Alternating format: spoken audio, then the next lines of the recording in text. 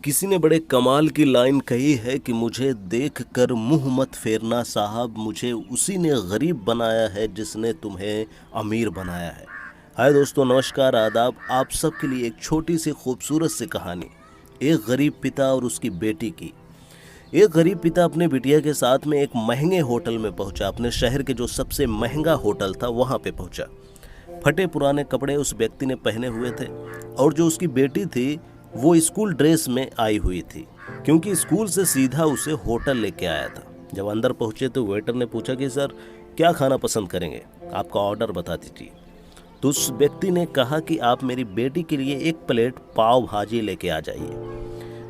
Waiter ने कहा कि बस सर, आप कुछ नहीं खाएंगे, आपके लिए कुछ लाऊं? तो उस गरीब पिता ने कहा कि नहीं, मेरे लिए कुछ नहीं, आज मेरी बेटी के लिए पार्टी है। मैंने इससे वादा किया था कि अगर आप पूरे ज़िले में टॉप करोगी तो आपको मैं पार्टी दूंगा और सबसे महंगे होटल में आपको पाव भाजी खिलाऊंगा। तो आप बस बच्ची के लिए पाव भाजी लाओ। ये बात जब वेटर ने सुनी तो दौड़कर अपने मालिक के पास गया और जाकर कहने लगा कि सर, एक छोटी सी दरख्वास्त है आपसे।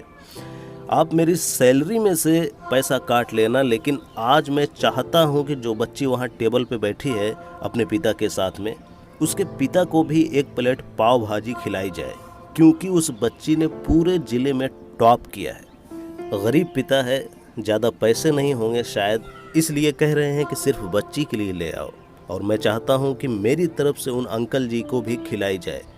होटल के मालिक ने जब ये बात सुनी तो कहने लगा कि अरे क्या बात कर रहे हो छोटी सी, तुम उसके पिता के लिए भी पाव भाजी ले जाओ, उसके लिए भी ले जाओ, और पैसे मत लेना, और 4 प्लेट पाव भाजी पैक करके ले जाओ और 2-3 किलो मिठाई के डिब्बे ले जाओ, और कहना उनसे कि ये पार्टी जो है होटल की तरफ से है, हमारी बेटी ने ज़िले में टॉप किया है, उनसे कहना। और उनसे कहना कि ये मिठाइयाँ जो है पूरे मोहल्ले में मिठाई बांटिए, जश्न मनाइए, चिंता मत कीजिए। जब ये बात होटल के मालिक ने कही तो वेटर खुश हो गया।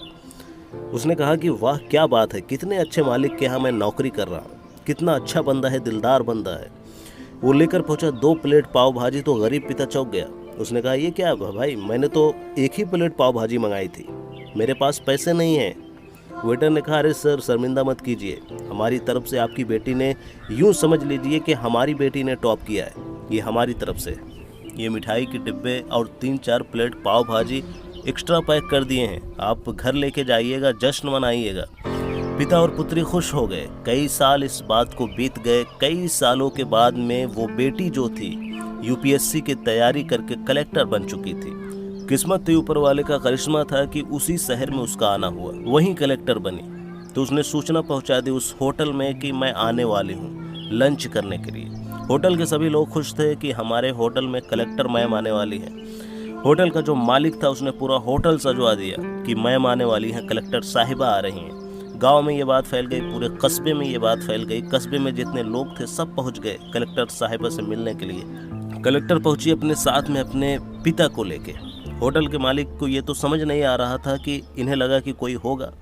कलेक्टर ने कहा कि शायद आपने पहचाना नहीं, हम वही पिता पुत्री हैं जब मेरे 10th क्लास में टॉप करने पर आपने पार्टी की थी। हम वही पिता पुत्री हैं, आज फिर से आए हैं, और आज पार्टी हम देंगे आपको और आपके पूरे स्टाफ को और पूरे शहर को, क्योंकि आपने गरीबी का सम्मान किया है।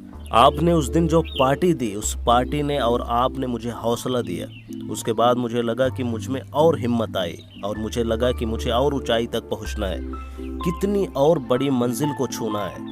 आपने मुझे एक नई प्रेरणा दी और मैं उसी प्रेरणा का एहसान चुकाने आई हूँ। वो जो मैडम थी कहती जा रही थी और आंखों से आंसू बहते जा रहे थे। होटल का मालिक और वेटर दोनों हाथ जोड़कर खड़े थे, कह रहे थे कि क्या बात है, ऊपर वाले का आशीर्वाद। छोटी सी कहानी है लेकिन सिखाती है कि कभी किसी गरीब का मजाक मत उड़ाना। हो सके तो उसकी मदद करना, मदद न कर सको तो मजाक मत उड़ाना, क्योंकि वो सब देख रहा है। कुछ बनना है तो उसकी नज़र में अच्छा बनिए। बस दोस्तों, अगर हमसे और भी कहानियाँ आप सुनना चाहते हैं तो इस चैनल को सब्सक्राइब ज़रूर कर लें।